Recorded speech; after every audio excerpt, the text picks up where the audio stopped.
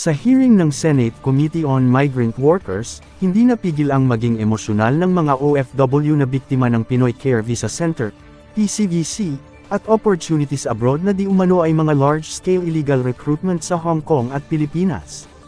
Ang visa consultancy firms na mga ito ay pag-aari ni Nina Mabatid. Si Mabatid ang itinuturong mastermind sa panloloko sa maraming Pinoy na punanggakuan ng magandang trabaho at buhay sa Canada. Ang diskarte daw ni Mabatid ay ang makipagsabuatan sa mga LGU gamit ang Public Employment Service Offices para makapagsagawa ng oryentasyon sa iba't ibang lugar. Kalaunan ay mamadaliin ni Mabatid na pagbayarin ng mga placement at processing fees ang aplikante na umaabot ng 104,500 piso in cash kada tao.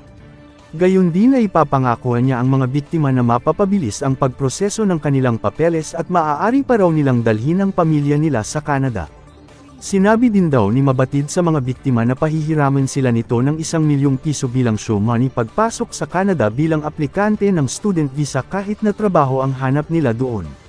Dito nang galaiti si Senador Idol kaya inirekomenda niya sa National Bureau of Investigation, NBI, na paigtingin ang pagbabantay kay Mabatid para hindi ito makalabas ng bansa.